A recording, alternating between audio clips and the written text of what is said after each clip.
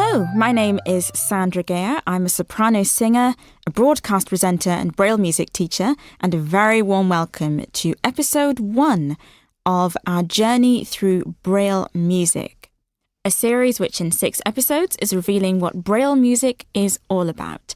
In this episode, exploring the history and background, I'm joined by James Risdon. Hello. And James Bowden. Hello. Now, to start us off, could you introduce yourselves and say a little about what we're going to discover during this episode?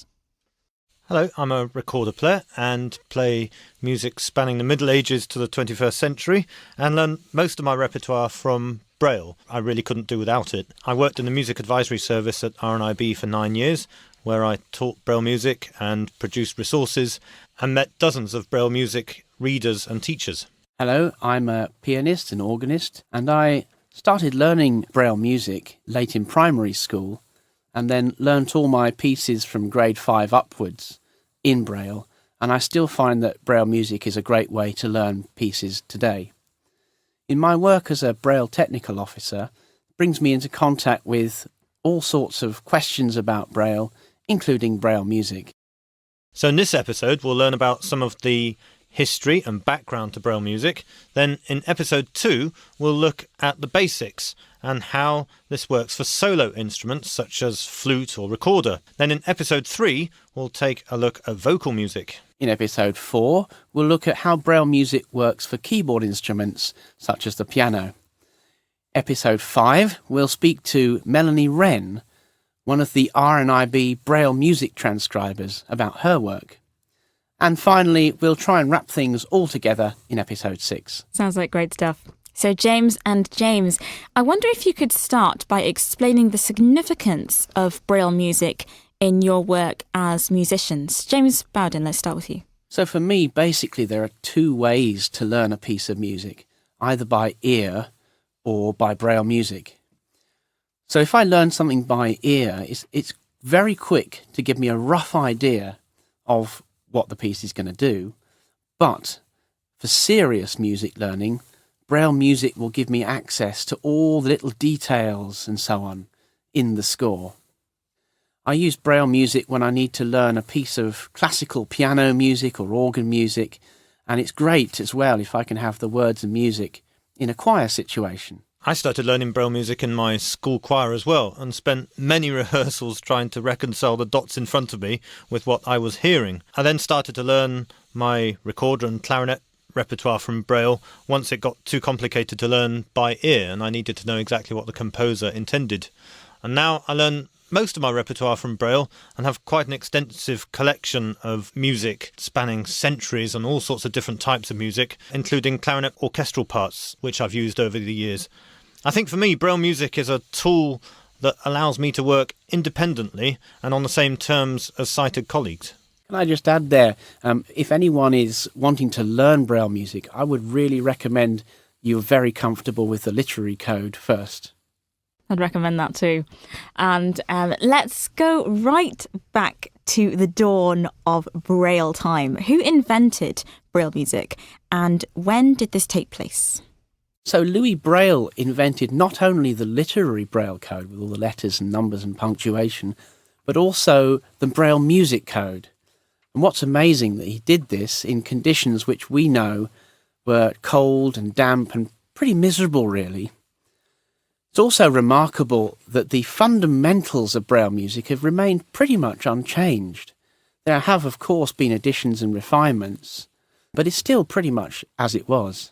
Should say, though, it's worth mentioning that it did take many years for the system to be adopted across the world. Now nearly 200 years old, braille music dates back to the time when Mendelssohn and Chopin were teenagers. It's worth remembering that this wasn't some academic exercise. Louis Braille was himself a musician. He wanted access to print notation to study and to learn from, and indeed to be able to write himself. Before this time, blind musicians learned everything by ear, or sometimes from raised print notation, often were considered little more than circus acts or street entertainers.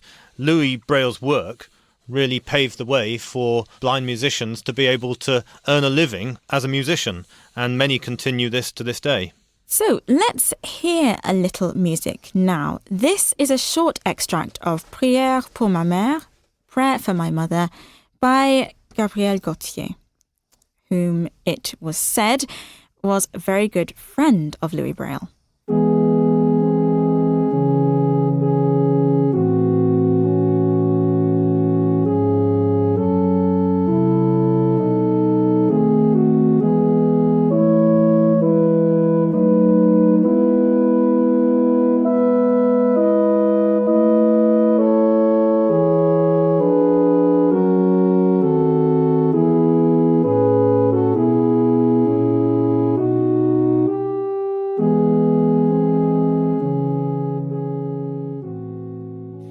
Could you explain how Braille music was developed from literary Braille? James Bowden. So both literary and music Braille are based on the same 6-dot cell. If you imagine an egg box standing on its end, you've got 2 columns of 3 dots, and these make up what we call a Braille cell. So there are 64 different combinations of dots that you can have. The cell was designed to fit neatly under the finger pad so you can read it. It's actually half the size of a system developed by Charles Barbier, who was a former artillery captain. He developed a passion for the problems of secret writing and what he called night writing for military night manoeuvres. So this was the starting point from which Louis Braille transformed the system to what we now call Braille and we use today. And there are similarities in how the two codes were formed. So literary Braille starts with the letters A to J, which are formed using just the top 2 rows. The letters K to T are formed by adding a dot to the letters A to J. Then the letters U to Z are formed by adding another dot to the letters K to O. It sounds complex, but really it's a beautifully neat system. So in broad terms, music uses the top 2 rows to show the name of a note and the value as a quaver, and combinations of the bottom row show additional note lengths, so crotchets, minims and semibreves, etc. Again, it sounds rather random to start with, but it is probably a more concise code than print notation and avoids some of the challenges of print notation, especially for beginners. So my background is in mathematics and computer programming. I really appreciate the logic of Braille music. I think Louis Braille would really appreciate all the technology that exists today, be thrilled to know that his invention is still thriving almost 200 years after he invented it all around the world. And speaking of worldwide use, are there different forms of Braille music in different countries around the world? Well, importantly, no. The code is pretty much the same across all countries.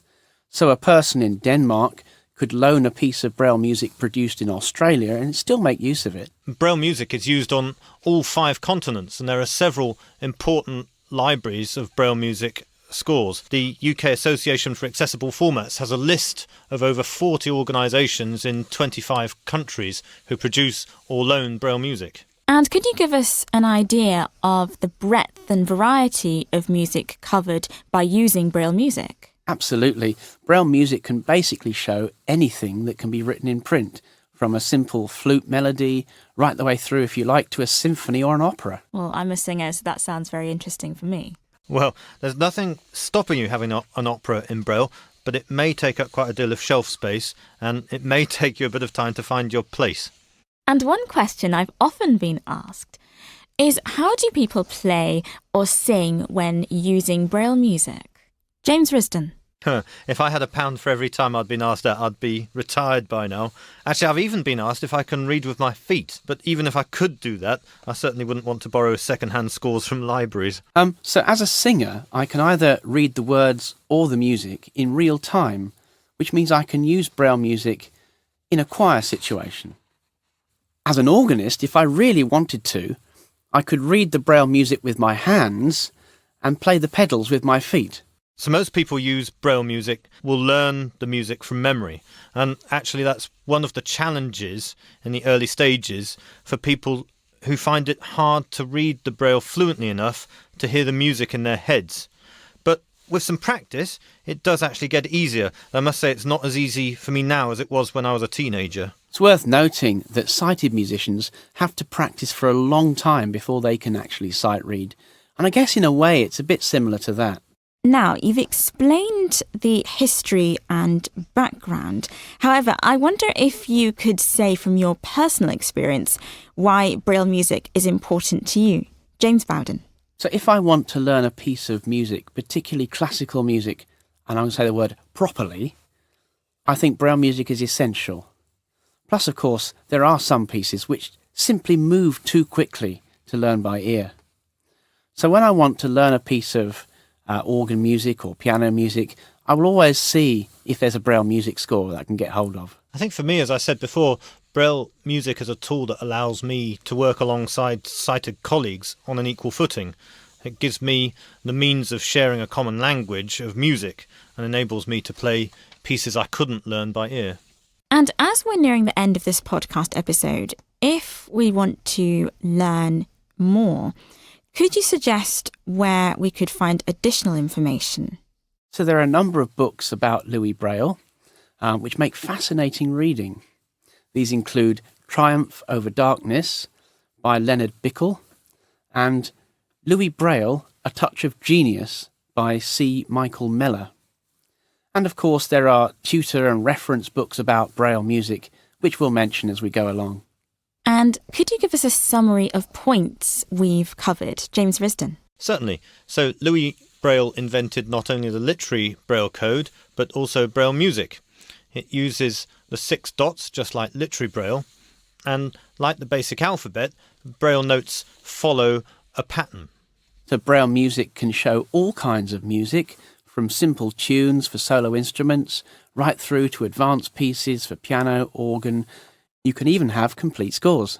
James Bowden and James Risdon, thank you very much. And having begun our journey with the history and background, in this next episode, we're going to explore Braille music beginning with the basics.